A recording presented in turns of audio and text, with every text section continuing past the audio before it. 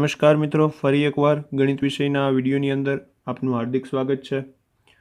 આપણે ત્રિકોણમિતિના પરિચય વિશે 3 લેક્ચર જોઈ લીધા છે। હવે આપણે ચોથા લેક્ચરમાં આગળ વધીએ તો આ લેક્ચરની અંદર આપણે વિશિષ્ટ માપના ખૂણાઓ માટે ત્રિકોણમિતીય ગુણોત્તરો અને તેના મૂલ્યો શોધવાના છીએ। એટલે કે વિશિષ્ટ માપના ખૂણા માટેના ત્રિગુણોત્તરોનો આપણે અભ્યાસ કરવાનો છે।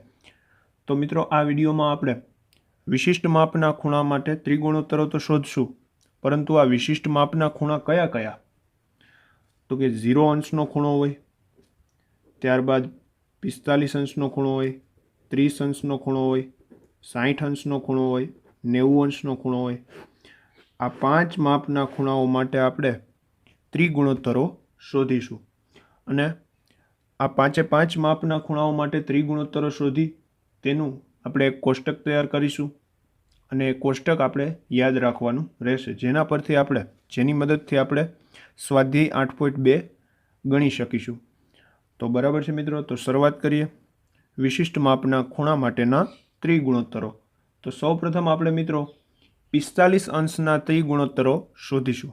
સૌપ્રથમ 45 અંશના ખૂણા માટેના ત્રિગુણોત્તરો મેળવીએ। તો હવે 45 અંશના ત્રિગુણોત્તરો શોધવા છે, એટલે કે કાટકોણ ત્રિકોણની અંદર કોઈ એક ખૂણાનું માપ 45 અંશ હોવું જોઈએ। ધારો કે કોઈ કાટકોણ ત્રિકોણ ABC છે, કાટકોણ ત્રિકોણ ABCમાં કોઈ પણ એક ખૂણાને આપણે 45 અંશનો લઈ લઈએ। ધારો કે આપણે ખૂણો A 45 અંશનો લીધો, તો આ રીતે થશે।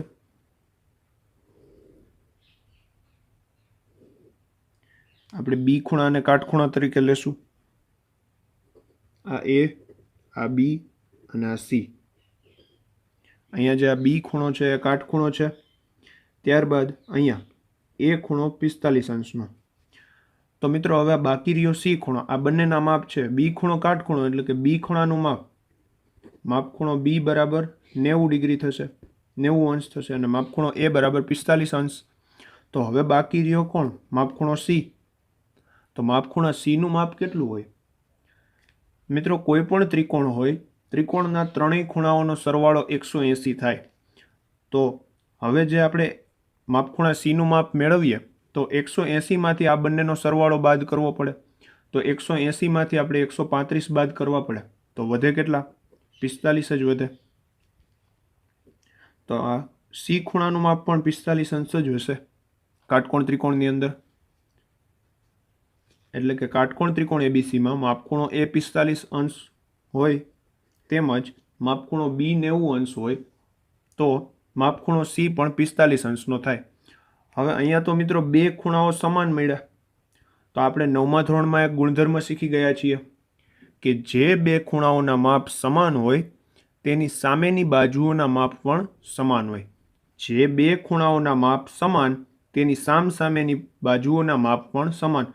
તો C ખૂણાની સામેની બાજુ કઈ? AB। અહીંયા આપણે કહી શકીએ અહીં માપ ખૂણો A બરાબર માપ ખૂણો C છે, તેથી આપણે કહી શકીએ કે C ની સામેની બાજુ એટલે કોણ? AB બરાબર A ની સામેની બાજુ કોણ? BC। તેથી આપણે કહી શકીએ કે AB બરાબર BC થાય। બરાબર છે। હવે અહીંયા મિત્રો આપણે આ રીતે તો લઈ લીધું કે AB બરાબર BC છે। હવે કાટકોણ ત્રિકોણની વાત આવે ત્યારે આપણને પાયથાગોરસનો પ્રમેય હંમેશા યાદ આવવો જ જોઈએ। કોઈ પણ કાટકોણ ત્રિકોણ માટે લાગુ પાડી શકાય કે કર્ણનો વર્ગ એ બાકીની બે બાજુઓના વર્ગોના સરવાળા જેટલો હોય છે। તો અહીંયા કર્ણ તરીકે કોણ છે મિત્રો? AC છે, એટલે કે AC નો વર્ગ એ બાકીની બે બાજુઓનો વર્ગ, એટલે કે AB નો વર્ગ અને BC નો વર્ગ, આ બે બાજુઓના વર્ગોના સરવાળા જેટલો હોય, એટલે વચ્ચે પ્લસ નિશાની આવશે, એટલે કે AC² = AB² + BC²। બરાબર છે। હવે આ વાત કરીએ આપણે પાયથાગોરસના પ્રમેય વિશે। હવે અહીંયા તો AB બરાબર BC છે, એટલે કે આ બંને તો સમાન છે, તો હું AB ની જગ્યાએ પણ BC લખી શકું અને BC ની જગ્યાએ AB લખી શકું। તો હું અહીંયા AB ને યથાવત રાખું અને BC ને ફેરવી નાખું, કારણ કે BC બરાબર AB થાય છે, એટલે અહીંયા મેં BC બરાબર AB લીધા.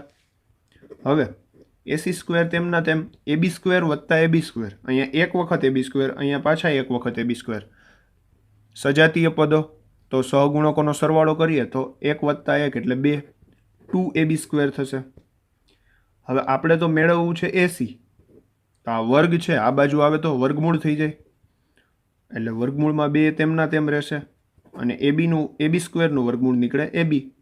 એટલે શું થશે મિત્રો? AC બરાબર √2AB. AC બરાબર √2AB. બરાબર છે. હવે આ વાતને આપણે અહીંયા એમને રાખીએ, ભવિષ્યમાં આની જરૂર પડશે ત્યારે તેનો ઉપયોગ કરીશું. હવે મિત્રો આપણે તો 45 અંશના ખૂણા માટે ત્રિગુણોત્તરો શોધવા છે. 45 અંશના ખૂણા માટે ત્રિગુણોત્તરો શોધવા છે. તો ત્રિગુણોત્તરો કયા કયા? સાઇન, કોસ, ટેન, કોસેક, સેક અને કોટ. આ 6 વસ્તુઓ આપણે મેળવવી છે. તો સૌ પ્રથમ અહીંયા શોધશું આપણે સાઇન 45.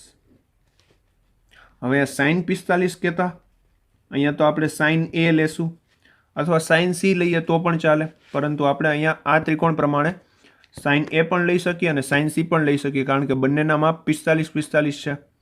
તો આપણે લઈએ સાઇન A. તો સાઇન A એટલે શું? તો કે ખૂણા A ની સામેની બાજુ છેદમાં કર્ણ. તો ખૂણા A ની સામેની બાજુ કઈ છે? BC છે, અને કર્ણ કોણ આવે? AC. બરાબર છે.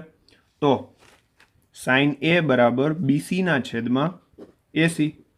સાઇન A બરાબર BC ના છેદમાં AC. હવે આપણને અહીંયા BC ની કિંમત તો મળેલી છે. કેટલી છે? √2AB. √2AB છે. અહીંયા હું મૂકું AC ની કિંમત √2AB.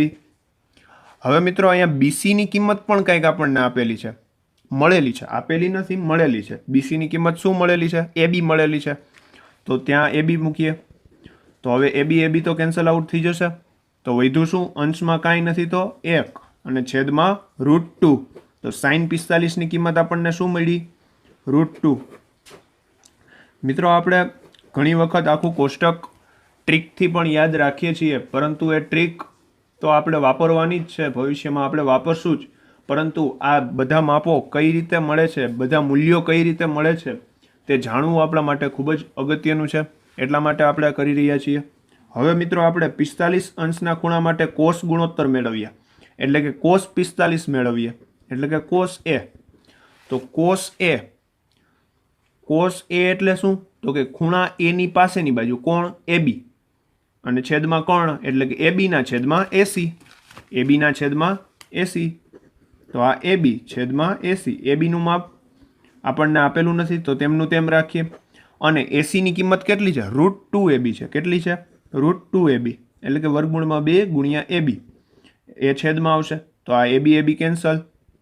અંશમાં કંઈ નથી તો 1 ના છેદમાં √2. તો આ રીતે આપણે કોસ 45 ની કિંમત મેળવીએ છીએ.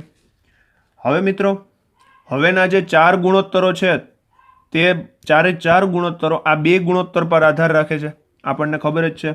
તો હવે tan 45 મેળવવું હોય તો tan 45 એટલે sin 45 છેદમાં cos 45.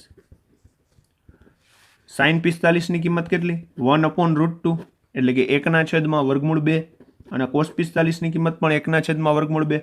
તો આ અંશ અને છેદ સમાન, તેથી ઉડી જાય. તો શું વધે? 1 વધે. તો આ આપણને મળશે tan 45 ની કિંમત કેટલી મળી? 1 મળી. ત્યારબાદ મિત્રો હવે મેળવીએ cosec 45 ની કિંમત. કોની કિંમત મેળવીએ? cosec 45 ની. તો હવે cosec 45 ની કિંમત આપણને કેટલી મળશે? તો કે sin નો વ્યસ્ત થાય cosec તો 1 ના છેદમાં sin 45, એટલે 1 ના છેદમાં √2. 1 ના છેદમાં √2. છેદનો છેદ ક્યાં જાય? અંશમાં જાય. તો આ જે છેદના છેદમાં વર્ગમૂળ 2 છે એ ઉપર વયા જશે, તો અહીંયા થશે વર્ગમૂળ 2. બરાબર છે. એવી જ રીતે હવે sec 45 મેળવીએ. 45 ના ખૂણા માટે સિકન્ટ ગુણોત્તર પણ કહી શકીએ. sec 45 મેળવવું હોય તો 1 ના છેદમાં cos 45, તેથી થશે 1 ના છેદમાં √2. તો અહીંયા પણ મળશે √2 અથવા વર્ગમૂળ 2. તેવી જ રીતે હવે આપણે કોટની કિંમત મેળવીએ. કોટ 45.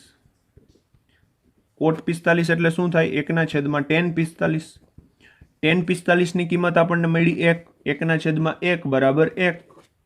તો આ રીતે થશે કોટ 45 ની કિંમત. તો આપણને 6/6 મૂલ્યો, 6/6 ગુણોત્તરો 45 ના ખૂણા માટે મળ્યા. કયા કયા મળ્યા? sin 45, cos 45, tan 45, cosec 45, sec 45 અને છેલ્લે કોટ 45. કયા અને કેટલા કેટલા મળ્યા? sin 45 1/√2, cos 45 પણ 1/√2, tan 45 1, કોટ 45 પણ 1, cosec 45 અને sec 45 √2. બરાબર છે. તો આ રીતે મિત્રો આપણે 6/6 ગુણોત્તરો 45 અંશના ખૂણા માટે મેળવ્યા. ત્યારબાદ મિત્રો આગળ વધીએ તો હવે આપણે 30 અંશના ત્રિકોણમિતીય ગુણોત્તરો શોધીએ.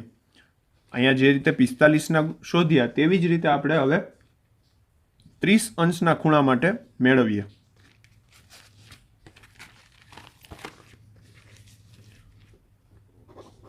તો હવે 30 અંશના ત્રિકોણમિતીય ગુણોત્તરો.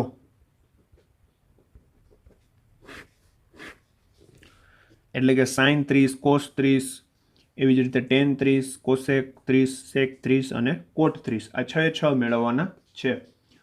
હવે મિત્રો આપણે 30 અંશના ત્રિકોણમિતીય ગુણોત્તરો શોધવા છે. તો કોઈ પણ ત્રિકોણમાં 30 અંશનો ખૂણો આપણે પહેલાં તો બનાવવો પડે. કોઈ પણ કાટકોણ ત્રિકોણની અંદર 30 અંશનો ખૂણો બનાવવો પડે. તો આપણે કંઈક આ રીતે બનાવીએ, જોઈએ. સૌ પ્રથમ આપણે અહીંયા તો વાત આપણે કાટકોણ ત્રિકોણની જ કરવાની છે. કઈ રીતે થશે? તો એક કાટકોણ ત્રિકોણ આપણે એબીસી લેશું. કાટકોણ ત્રિકોણ એબીસીમાં માપખૂણો બી 90 અંશ એટલે કે કાટખૂણો હશે, અને એ અને સી માંથી આપણે કોઈને પણ 30 અંશનો લઈ લઈએ. તો આપણે માપખૂણા એને જ લઈએ 30 અંશનો. હવે મિત્રો માપખૂણો સી કેટલાનો હશે? ત્રણેય ખૂણાઓનો સરવાળો 180 થવો જોઈએ. 90 + 30 120. તો હવે રહ્યા કેટલા? 60. તો માપખૂણો સી હશે 60 અંશનો. બરાબર છે મિત્રો. હવે તો ત્રિકોણ એબીસી કાટકોણ ત્રિકોણ આપણે લઈએ આ પ્રમાણે.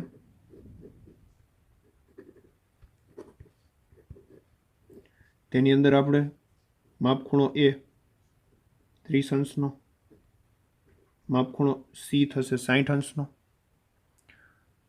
હવે મિત્રો આપણે આ જે કાટકોણ ત્રિકોણ લીધો છે તેના માટે આપણે એક ખાસ પ્રકારનો આપણે આ કાટકોણ ત્રિકોણ બનાવવાનો છે, જેની અંદર એસી બરાબર 2 × બીસી હોવું જોઈએ. એટલે કે એસીનું માપ એ બીસીના માપ કરતાં બમણું હોવું જોઈએ. આ રીતે પણ કરી શકાય. અને આપણે બીજી રીત લઈએ તો સૌ પ્રથમ આપણે એક સમબાજુ ત્રિકોણ બનાવવો પડે, જેની અંદર ત્રણેય ખૂણાઓના માપ 60 હોય, 60 અંશના હોય. ત્યારબાદ આપણે ખૂણા એ માંથી આપણે રેખાખંડ બીસી પર લંબ રેખાખંડ એડી રચવો પડે. ત્યારબાદ આપણે 2 ત્રિકોણો જે તૈયાર થાય તેને સમરૂપ લેવા પડે. પછી આપણે જે મેળવવું છે તે આપણે મેળવી શકીએ. એના કરતાં આપણે આ રીતે કરીએ તો આપણને સરળતા રહેશે. એટલે કે અહીંયા આપણે સૌપ્રથમ કાટકોણ ત્રિકોણ જ એ પ્રકારનો લેશું કે જેની અંદર એસી બરાબર 2 × બીસી હોય. એટલે કે બીસીનું માપ 5 હોય તો એસીનું માપ 10 થવું જોઈએ. બરાબર છે? આવી રીતે હોવું જોઈએ. હવે મિત્રો આપણે પાયથાગોરસનો પ્રમેય લગાવીએ. પાયથાગોરસના પ્રમેય પ્રમાણે એસીનો વર્ગ બરાબર એબીનો વર્ગ વત્તા બીસીનો વર્ગ. બરાબર છે? હવે મિત્રો આપણે એસી સ્ક્વેરને એમના એમ રાખીએ, એબી સ્ક્વેરને પણ એમના એમ રાખીએ. હવે અહીંયા બીસીની કિંમત આપણે મૂકવી છે. તો તો બીસીની કિંમત આપણે અહીંયા શું મૂકી શકીએ? એસીના છેદમાં 2, એટલે કે અહીંયા હું એસીના સ્વરૂપમાં મૂકું છું. કદાચ આપણે અહીંયા એસીની કિંમત લીધી હોત કે 2BC તો પણ ચાલે, એ આપણને સરળ રહેશે. એટલા માટે અહીંયા આપણે એસીની કિંમત મૂકીએ. એસીની કિંમત શું છે? 2BC છે. તો અહીંયા એસીની જગ્યાએ આપણે 2BC લખીએ, એટલે 2BCનો સ્ક્વેર બરાબર AB square plus BC square. તો 2નો વર્ગ 4 અને BC સ્ક્વેર તેમના તેમ. હવે AB square plus BC square, આ પ્લસ BC સ્ક્વેર આ બાજુ આવે તો માઇનસ, 4માંથી 1 જાય તો 3, તો 3BC સ્ક્વેર બરાબર AB સ્ક્વેર. હવે આ વર્ગ છે, આ બાજુ આવે તો વર્ગમૂળ થાય, તો AB બરાબર √3. 3નું વર્ગમૂળ આપણને નીકળે નહીં, અસમય સંખ્યા મળે, એટલા માટે √3 તેમના તેમ અને BC સ્ક્વેરનું વર્ગમૂળ BC. તો AB બરાબર √3BC આપણને આ રીતનો સંબંધ પ્રાપ્ત થાય. ત્યારબાદ હવે આપણે sin 30નો વિચાર કરીએ. તો sin 30ની સામેની બાજુ, 30ના ખૂણાની સામેની બાજુ BC, BCના છેદમાં કર્ણ એટલે કે AC, BCના છેદમાં AC, BC છેદ AC. હવે અહીંયા BCની કિંમત આપણી પાસે છે નહીં, તેમના તેમ રાખીએ. અહીંયા ACની કિંમત આપણી પાસે છે, કેટલી છે? AC બરાબર 2BC, AC બરાબર 2BC. તો આ BC કેન્સલ થઈ જશે, તો શું વધશે? 1/2. એટલા માટે sin 30ની કિંમત 1/2. તો હવે આપણને ખ્યાલ આવી જાય cosec 30ની કિંમત આનું તદ્દન વ્યસ્ત હોય. 1/2નો વ્યસ્ત કેટલો થાય? 2 થાય. ત્યારબાદ હવે cos 30 મેળવીએ, એટલે કે 30ના ખૂણાની પાસેની બાજુ AB છેદમાં કર્ણ AC, ABના છેદમાં AC. હવે AB છેદ AC, ABની કિંમત આપણી પાસે છે, કેટલી છે? √3BC. કેટલી છે? √3BC. અને ACની કિંમત પણ છે, કેટલી? 2BC. તો અહીંયા BC કેન્સલ આઉટ થઈ જશે, એટલે શું વધશે? √3/2. તો આ રીતે આપણે cos 30ની કિંમત મેળવી. તો આપણને sec 30ની કિંમત ખબર પડી જાય, કેટલી થાય? 2/√3. કેટલી થશે? 2/√3. બરાબર છે. હવે મિત્રો tan 30 મેળવીએ. tan 30 એટલે sin 30 છેદમાં cos 30 પણ લઈ શકીએ, અથવા તો સામેની બાજુ છેદમાં પાસેની બાજુ પણ લઈ શકાય. આપણે લઈએ sin 30 છેદમાં cos 30. sin 30ની કિંમત કેટલી? 1/2 અને cos 30ની કિંમત √3/2. તો 2 કેન્સલ આઉટ થઈ જશે છેદમાંથી, તો વધશે શું? 1/√3. તો તેના પરથી હવે cot 30ની કિંમત શું થશે? માત્ર √3 થશે, કારણ કે √3/1 વ્યસ્ત કરતા. તો √3/1 લખો કે ન લખો કાંઈ ફેર પડે નહીં, એટલા માટે √3 એમને રહેશે. તો આ રીતે આપણને 6 ત્રિકોણમિતીય ગુણોત્તરો 30 અંશના ખૂણા માટે મળે. હવે મિત્રો ત્યારબાદ 60 અંશના ખૂણા માટે મેળવવા હોય તો આપણને અહીંયાથી જ ખ્યાલ આવી જાય 60 અંશના ખૂણા માટે કઈ રીતે મેળવી શકાય.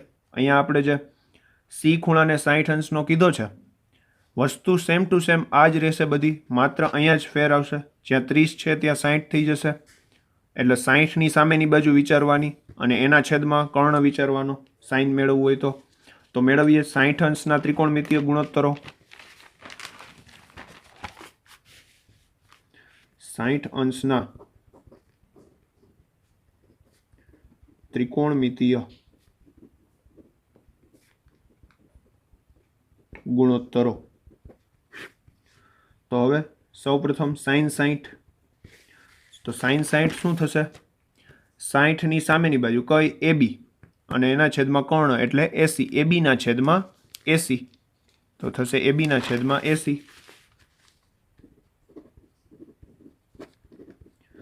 હવે મિત્રો આપણી પાસે ABની કિંમત છે, કેટલી છે? √3BC છે. અને ACની કિંમત કેટલી છે? 2 × BC. તો BC કેન્સલ થઈ જશે, તો અહીંયા વધશે શું? √3/2.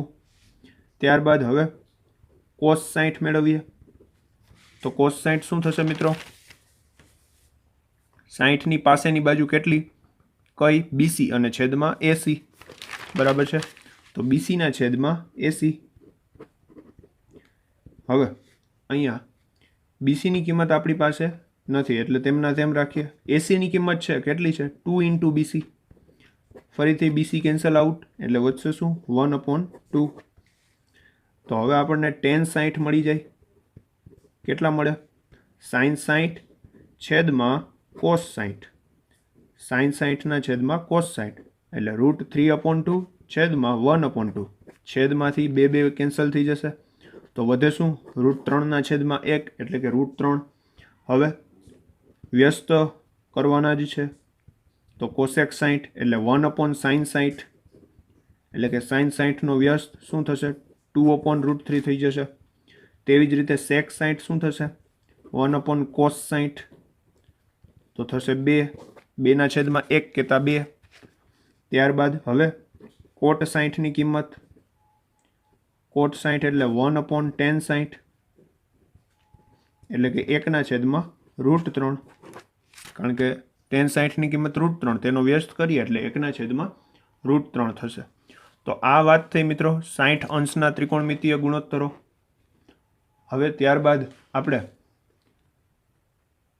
3 ત્રિકોણમિતીય ગુણોત્તરો 3 ખૂણા માટેના ત્રિગુણોત્તરો મેળવી લીધા છે. હવે ત્યારબાદ આપણે 0 અંશ માટેના ત્રિગુણોત્તરો અને 90 અંશ માટેના ત્રિગુણોત્તરો શોધવા છે. તો હવે 0 અંશ માટે અને 90 અંશ માટેના ત્રિગુણોત્તરો મેળવીએ.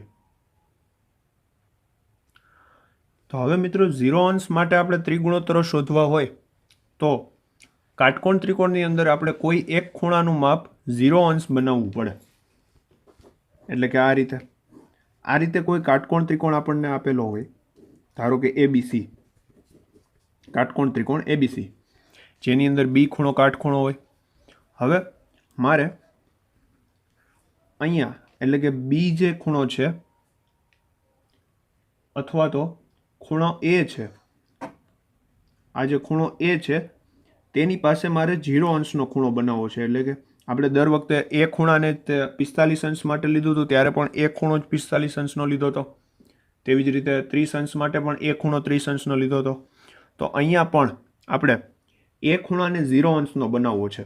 તો મારે એ ખૂણાને 0 અંશનો બનાવવો હોય, હવે અહીંયા એ ખૂણો આ રીતે વિસ્તરેલો છે તો અહીંયા આટલો ખૂણો બને છે. આટલો એટલે કે આ રીતનું જે આટલો એંગલ જે છે એટલા માપનો એંગલ છે. 0 અંશનો ખૂણો બનાવવો એટલે શું તો કે આ બે રેખાખંડોને આપણે ભેગા કરી દેવાના. આ બે રેખાખંડો જે આ રીતે છે ને તેને એકબીજા ઉપર સંપાત કરી દેવાના. એટલે કે ધીમે ધીમે આમ નજીક આવતા જાય, ત્યારબાદ હજી નજીક આવે, ત્યારબાદ હજી નજીક આવે, એમ કરતાં કરતાં બંને રેખાખંડો એકબીજા ઉપર સંપાત થઈ જાય. એટલે ટૂંકમાં આ જે B બિંદુ અને C બિંદુ છે ને, આ B અને C આ બંને એક બિંદુ બની જાય. કેવું બિંદુ બની જાય? એક બિંદુ. એટલે કે બિંદુ B અને બિંદુ C સમાન થાય. કેવા થાય? સમાન થાય. હવે મિત્રો જ્યારે B બિંદુ અને C બિંદુ જો સમાન થાય તો BC રેખાખંડનું અસ્તિત્વ રહે નહીં. એટલે કે BCનું અસ્તિત્વ ન રહેવું એટલે શું તો કે BCનું માપ 0 થવું. શું થવું? BCનું માપ 0 થવું. એટલે કે BC રેખાખંડનું માપ થઈ જશે 0. તો હવે કદાચ આપણે અહીંયા ધારી લઈએ આપણે 0 અંશનો ખૂણો દર્શાવવો હોય તો અહીંયા દર્શાવી તો શકીએ 0 અંશનો ખૂણો, પરંતુ તેની અંદર આપણને ત્રિકોણ દર્શાવી શકીએ નહીં. એટલા માટે આ ત્રિકોણની અંદર હું ખૂણા A ને 0 અંશ તરીકે દર્શાવીશ અને આ BC રેખાખંડની લંબાઈ લઈશ 0 અંશ. મિત્રો શા માટે આવું કરું છું? કારણ મેં તમને કહી દીધું છે કે જો મારે અહીંયા એ ખૂણા આગળ 0 અંશનો ખૂણો બનાવવો હોય તો આ મારે AC રેખાખંડને હજુ વધારે નમાવતું જવું પડે અને તેને અહીંયા એટલે કે C અને B બંનેને એક સરખા કરી દેવા પડે. એટલે કે આ બંનેને મારે સમાન કરી દેવા પડે. બરાબર છે? જો હું આ બંનેને સમાન કરું તો BC રેખાખંડનું અસ્તિત્વ રહે નહીં, અને જ્યારે કોઈ પણ રેખાખંડનું અસ્તિત્વ ન રહે ત્યારે તેનું માપ કેટલું થઈ જાય? 0 અંશ થઈ જાય. એટલે કે 0 થઈ જાય. 0 અંશ તો અહીંયા છે પરંતુ તેનું માપ 0 થઈ જાય. હવે આપણે સાઇન ગુણોત્તર લઈએ. સાઇન 0 એટલે કે સાઇન 0 ની સામેની બાજુ અને છેદમાં કર્ણ. 0 ની સામેની બાજુ એટલે BC છેદમાં AC. BC નું માપ કેટલું? 0 છેદમાં AC. હવે 0 ના છેદમાં કંઈ પણ આવે શું વધે? 0 જ વધે. તો sin 0નું મૂલ્ય કેટલું મળે? 0 મળે, બરાબર છે. ત્યારબાદ મિત્રો cos 0 મેળવીએ. cos 0 મેળવવા હોય તો 0ની પાસેની બાજુ એટલે AB અને છેદમાં કર્ણ એટલે AC, બરાબર છે. હવે મિત્રો બિંદુ B અને બિંદુ C તો સમાન છે ને. બિંદુ B અને બિંદુ C આ બંને જે બિંદુઓ છે આ બંને તો સમાન છે. શા માટે? તો કે અહીંયા જે ખૂણો A છે એ 0 અંશનો છે. હવે મિત્રો જો આ બે બિંદુઓ સમાન હોય તો હું અહીંયા B પણ લખી શકું અને C પણ લખી શકું. એટલે AB બરાબર AC થાય. શું થાય? AB બરાબર AC થાય. એટલે કે હું AB ની જગ્યાએ AC ને મૂકી શકું અને AC ની જગ્યાએ AB ને મૂકી શકું. તો આ AB બરાબર AC છે તો અહીંયા તો બંને ઉડી જશે કારણ કે બંને સમાન છે. તો વધશે શું? 1 વધશે. તો cos 0 ની કિંમત કેટલી થશે? 1 થશે. શા માટે અહીંયા ઉડે મિત્રો? કારણ કે બંને સમાન છે. બંને સમાન શા માટે છે? કારણ કે અહીંયા જે 0 અંશનું માપ બનાવવું છે તો આપણે બિંદુ B અને બિંદુ C આ બંનેને 1 બનાવવા પડે. એટલે કે આ જે રેખાખંડ AC છે એ આ રીતે છે એને આમ દબાવતો જવો પડે જેથી કરીને AB ઉપર સંપાત થાય. આ રીતે જે હોય તો AB ઉપર આ રીતે સંપાત થાય જેથી કરીને AB અને AC ના માપ સમાન થઈ જાય, બરાબર છે. AB અને AC ના માપ સમાન થયા તેથી cos 0 બરાબર 1 થશે. હવે તો મિત્રો ખૂબ સરળ છે. tan 0 મેળવવું હોય તો sin 0 ના છેદમાં cos 0 એટલે કે 0 ના છેદમાં 1 તો શું થશે? 0. હવે તો cosec 0. 0 નો વ્યસ્ત મિત્રો 0 નો વ્યસ્ત અવ્યાખ્યાયિત થશે. કેટલો થશે? અવ્યાખ્યાયિત. કારણ કે 0 નું વ્યસ્ત મૂલ્ય શક્ય નથી એટલે અવ્યાખ્યાયિત. ત્યારબાદ હવે sec 0 મેળવીએ એટલે કે cos નો વ્યસ્ત 1 નો વ્યસ્ત કેટલો થાય? 1 જ થાય. ત્યારબાદ મિત્રો હવે cot 0 મેળવીએ. cot 0 એટલે કે tan નો વ્યસ્ત. tan નું મૂલ્ય કેટલું છે? 0 છે. તો 0 નો વ્યસ્ત કેટલો થાય? અવ્યાખ્યાયિત થાય, બરાબર છે. તો આ આપણે 0 માટેના 6 ત્રિગુણોત્તરો મેળવ્યા. sin 0 બરાબર 0, cos 0 બરાબર 1, tan 0 બરાબર 0, cosec 0 અવ્યાખ્યાયિત છે, sec 0 1 છે અને cot 0 અવ્યાખ્યાયિત છે. તો હવે મિત્રો આપણે 90 અંશ માટે ત્રિગુણોત્તરો મેળવવા છે. 90 અંશના ખૂણા માટે ત્રિગુણોત્તરો મેળવ્યા છે તો મેળવીએ. તો હવે મિત્રો 90 અંશ માટે ત્રિગુણોત્તરો મેળવવા હોય તો કાટકોણ ત્રિકોણમાં આપણે એ ખૂણાને 90 અંશનો બનાવશું. જેમ આપણે કાટકોણ ત્રિકોણની અંદર એ ખૂણાને 0 અંશનો બનાવેલો, 45 અંશનો બનાવેલો, તેવી જ રીતે આપણે અહીંયા 90 અંશનો બનાવીએ. જોઈએ આ કાટકોણ ત્રિકોણ, એમાં ઓલરેડી એક ખૂણો તો 90 અંશનો હોય પરંતુ તેના પરથી આપણને ત્રિગુણોત્તરો મેળવવા થોડાક કઠિન પડે. એટલા માટે આપણે અહીંયા એ ખૂણો જે છે એને 90 અંશનો બનાવવો છે. હવે મારે અહીંયા એ ખૂણાને જો 90 અંશનો બનાવવો હોય, એ ખૂણાને 90 અંશનો બનાવવો હોય તો હવે અહીંયા આપણે આ જે એ ખૂણો છે તેને આપણે અહીંયા નજીક લેતા જઈએ. એટલે કે એ ખૂણાને આપણે આમ દબાવતા જઈએ. એટલે કે અથવા તો આજે AB ની લંબાઈ ઓછી કરતા જઈએ અને AC ને આપણે આમ ખોલતા જઈએ તો આપણને એ ખૂણો 90 અંશનો મળે.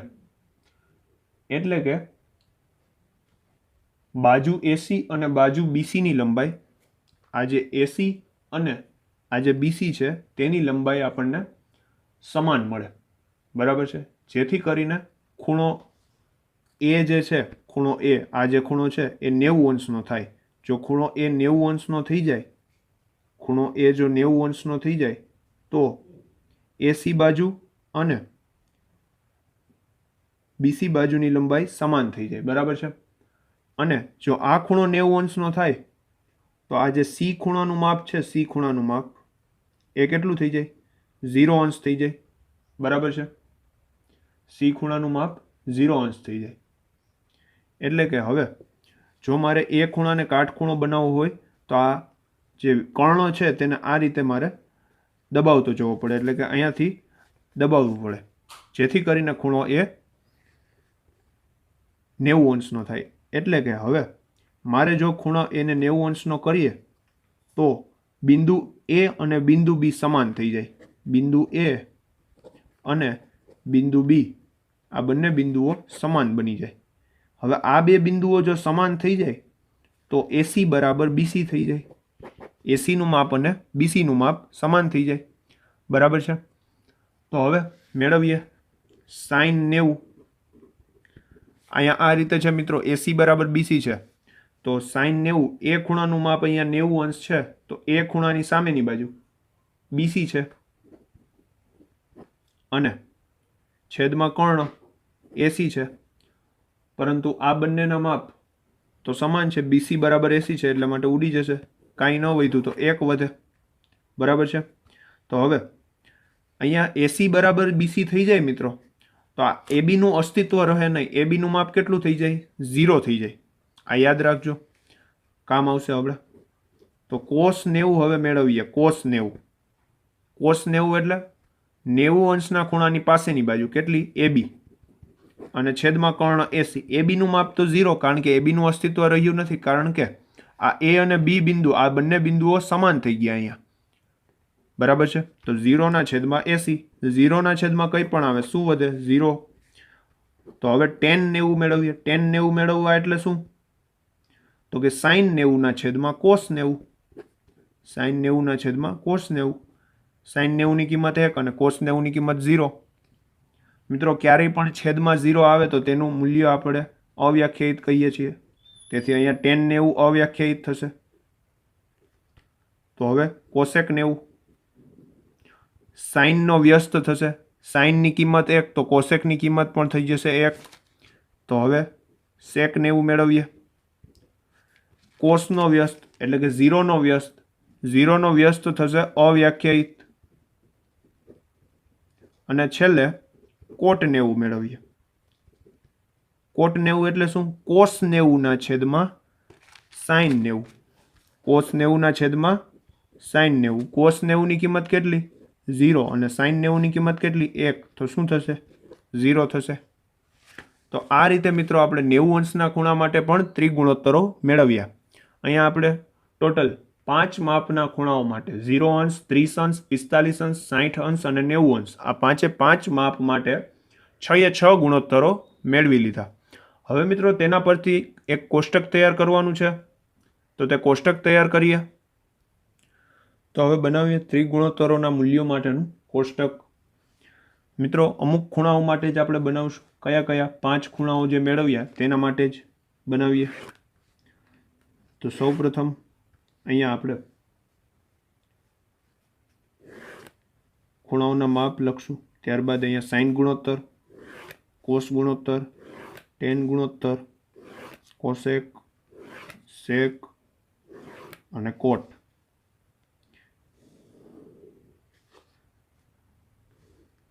અહીંયા ખૂણાઓના માપ આવશે.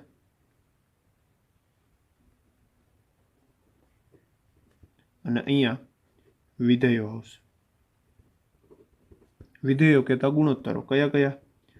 સાઈન, કોસ, ટેન, કોસેક, સેક અને કોટ.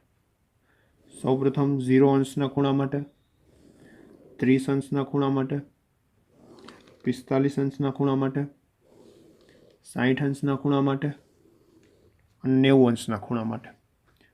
0 અંશ,